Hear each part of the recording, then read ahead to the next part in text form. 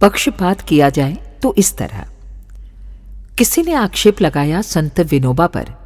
विनोबा जी ने सुना और एक स्थान पर उसका स्पष्टीकरण दे दिया। उन्होंने बतलाया, पक्ष न लिया जाए ये अच्छा है, किंतु यदि लेना पड़े तो शत्रु का ही लेने योग्य है। मित्र का क्या पक्ष लिया जाए, वो तो अपना है ही। मित्र के पक्ष में तो बुद्धि सहज हो जाती है, प्रयास पूर्वक शत्रु के पक्ष में लगाने पर ही पक्षपात से आंशिक मुक्ति पाई जा सकती है। समाधान बहुत प्रामाणिक तथा विवेकपूर्ण ढंग से किया गया है। संत विनोबा की बुद्धि तथा विवेक पर लोग लट्टू हो उठते थे।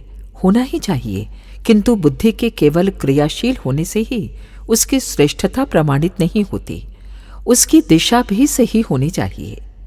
विनोबा जी की बुद्धि को जो श्रेष्ठता प्राप्त थी वो उसकी सही दिशा के कारण ही है। तीव्र बुद्धि के व्यक्ति तो समाज में और भी बहुत हैं। अपने बौद्धिक चमत्कारों से दुनिया को नित नई समस्याओं में डालने वाले कम नहीं हैं। बुद्धि की गलत दिशा होने के कारण न उसका समाज को लाभ मिल पाता है और न ही उन्हें श्रेय मिल पाता है। इस प्रकार की दिशा बुद्धि को दिए जाने का श्रेय विनोबा अपनी माता को देते थे। सामान्य जीवन में सहज घटित एक घटना ने उनके अंदर वो अंकुर पैदा कर दिया जो उन्हें नई नई सूझ इसी दिशा में देता था। घटना उनके बचपन की है। उनके साथ बहुधा कोई संबंधी या मित्र बालक भी उनके घर में रहा करता था। उस बालक को भी घर में विनोबा के समान ही सुविधाएं मिला करती थीं।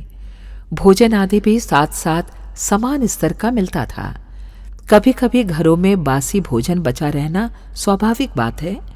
उनकी माता भोजन फेंके जाने के विरुद्ध थी, अस्तु वो भोजन मिलजुल कर थोड़ा थोड़ा खा लिया जाता था।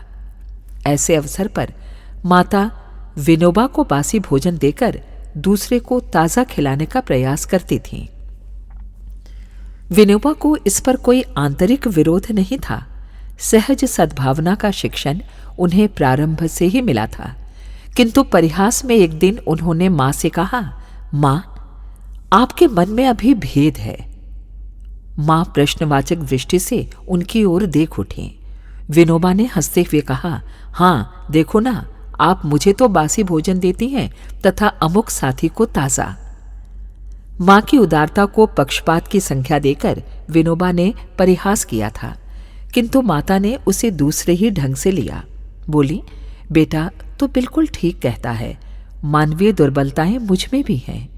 तू मुझे अपना बेटा देखता है तथा अभ्यागत अतिथि, इसे ईश्वर रूप अतिथि मानकर सहज ही मेरे द्वारा ये पक्षपात का व्यवहार हो जाता है। तुझे बेटा मानने के कारण तेरे प्रति अनेक प्रकार का स्नेह मन में उठता है। जब तुझे भी सामान्य दृष्टि से देख सकूंगी तब पक्षपात की आवश्यकता नहीं रह जाएगी। बात कहीं की कहीं पहुंच गई थी, पर विनोबा को प्रसन्नता हुई। माता का एक और उज्जवल पक्ष उनके सामने आया था। समाज के संतुलन तथा आध्यात्मिकता की पकड़ का महत्वपूर्ण सूत्र उन्हें मिल गया था। लोग संतुष्टि के प्रयास में असंतुष्ट होते क्यों दिखाई दिया करते हैं? इसके कारण कि वो खोज करते थे। आज उन्हें उसका एक विशिष्ट पक्ष दिखा। पक्षपात मनुष्य के अंतःकरण को सहन नहीं होता। व्यक्ति अभाव स्वीकार कर लेता है, पक्षपात नहीं।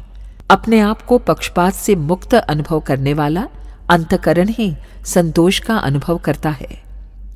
संत विनोबा ने माता की शिक्षा गांठ में बांध ली। आज वही गुण विकसित होकर समाज में व्यापक प्रभाव डाल रहा है। उद्धृत संस्मरण, पंडित श्रीराम शर्मा आचार्य। पुस्तक संस्मरण जो भुलाए न जा सकेंगे। हमारे YouTube चैनल को सब्सक्राइब करें और बेल आइकन को दबाएं ताकि आपको नोटिफिकेशंस मिलते रहें।